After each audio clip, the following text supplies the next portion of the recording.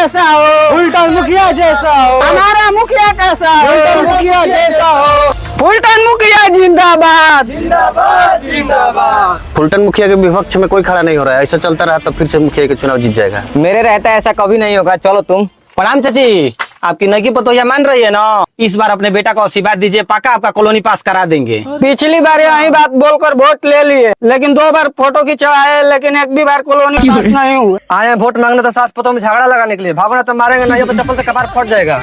आए वोट मांगने की मौका ये बात बताइए ना, ऐसा रहा हम लोग नहीं करेंगे। कहो नौजवान लोग, इस बार भी पूरा समर्थन है ना? पिछले बार एक फ्रूटी पे काम चला दिया, इस बार एक खामा मिलेगा तब हम सबका वोट मिलेगा। आप लोग टेंशन मत लीजिए, चुनाव से 5 दिन पहले मुखिया जी के दरवाजे पे आ जाइएगा, 500 रुपये का खांभा लेकर चले जाइएगा। आपके दोस्त मित्र जितने भी हो सबको लेते आइएगा, लेकिन एक भी वोट गड़बड़ाना नहीं चाहिए। फुलटन मुखिया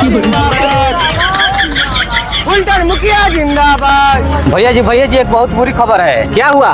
गजोदर सिंह आपके खिलाफ चुनाव लड़ रहा है। गजोदरा को इतना हिम्मत कहाँ से आ गया जो चला है हमारे खिलाफ चुनाव लड़ने? भैया जी इसका कुछ करना पड़ेगा। अगर गांव वाला बदलाव चाह दिया तो ये हम सब पर भारी पड़ सकता है। तुम लोग पता करो वो किस गांव में मीटिंग कर रहा है। पिताजी चुनाव नजदीक आ रहा है, इस बार हमारे पंचायत से फुलटन मुखिया के खिलाफ कोई नहीं खड़ा हो रहा है। हम क्या करें, ढोलक बजाए? पिताजी इस बार हम भी सोच रहे हैं कि फुलटन मुखिया के खिलाफ चुनाव लड़े। देखो बेटा, चुनाव लड़ने हमारी बस की बात नहीं है, उसमें बहुत पैसा खर्च होगा। हम भी नहीं चाहते कि फुलटन मुखिया जीते।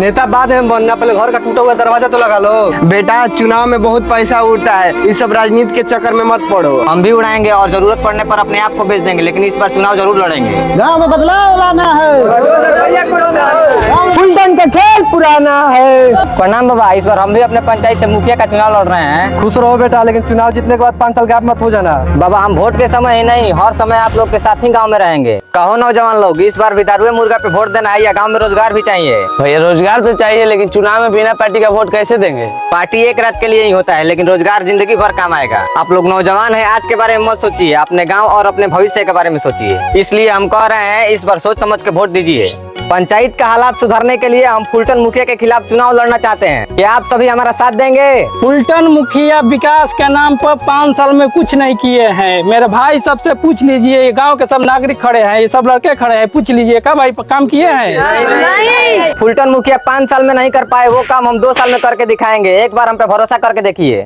दे मैं किधर? अरे ये तो अभिनव सिखिया है, इसको राजनीति में आए हुए 2 दिन नहीं हुआ है। चला है आप लोग को राजनीति सिखाने। चलिए अपने अपने घर चला जाए, इसके चक्कर में क्या पड़े हैं?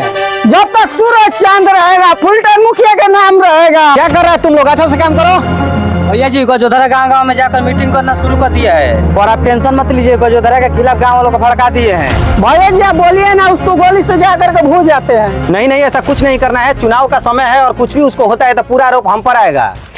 प्रणाम बाबा, इस बार हम भी अपने पंचायत से चुनाव लड़ रहे हैं, ध्यान दीजिएगा। गजोधर भैया जिंदाबाद।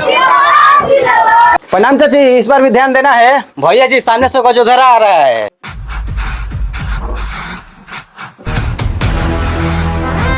कार्य गजोधरा, इतना हिम्मत तुमको कहाँ से आ गया जो चला है हमारे खिलाफ चुनाव लड़ने? इस बार चुनाव हम नहीं, पूरे पंचायत के लोग लड़ रहे हैं। लगता है तुम हमारे खौफ को भूल गए हो। हम आपकी धमकियों से डरने वाले नहीं हैं। ठीक है, नॉमिनेशन तक जिंदा रहेगा तब ना चुनाव लड़ेगा।